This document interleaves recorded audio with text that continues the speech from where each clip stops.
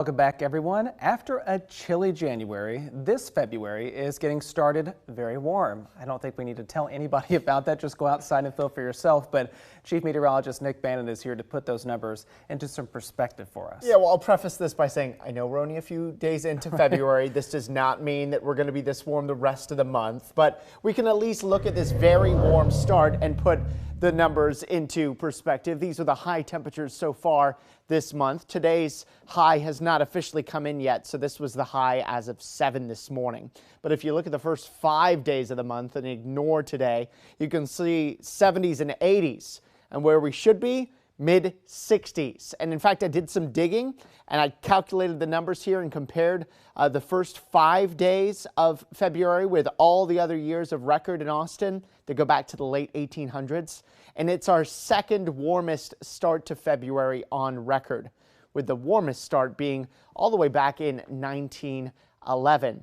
But we're likely to keep climbing as far as the average temperature goes for the first few days of February because tomorrow we're going with a high of 82. Today we're already in the low 80s and that hasn't been factored in yet. And then we're going for 87 on Saturday. And yes, cooler temperatures come in for Sunday and Monday, but even those are still above normal. 65 is normal, so we may actually make our way into the #1 spot here, albeit briefly. According to the folks over at Climate Central, climate change is causing our winters to warm, and you can see that our average temperature is up more than 4 degrees since 1970. And also, according to Climate Central, climate change is causing our winters to warm more than any other season in the United States. This is how it looks outside right now from our KXAN West Shore home camera, looking from West Campus toward downtown, and it's sunshine and clear skies after another gray start to the morning. We're up to 81 now in Austin. You can see 90 in Laredo. We do have a cold front well to the north of us, not going to affect us in the near term, but it is serving as a barrier from the 80s to the 40s. Look at that temperature difference in just a short distance. 40 in Oklahoma City, 82 in Dallas. Eventually, we are going to get that front to drop in, or at least close to us, as we head into the day on Sunday. But until then, the impressive warmth continues, and unusual warmth at that. We'll see temperatures in the mid-70s here at 6, still in the 70s through midnight, and then we drop down into the mid-60s as we begin your morning here tomorrow before bouncing back up to 82 in the afternoon. And remember again, that average high of 65 is where we should be closer to instead of in the low 80s. So the clouds disappeared during the afternoon, and we expect a mainly clear sky for the next few hours and into at least the majority of the evening. This is 8 o'clock and still clear. But much like the last few nights of the last few days, the morning clouds will roll back in. So another gray start to your Friday with some patchy fog and drizzle, but most of us are just cloudy and dry. Then as we head through the middle of the day, the clouds start to break up, first in the hill country, then in the metro, kind of like today. Then the sun pushes us into low 80s in the afternoon.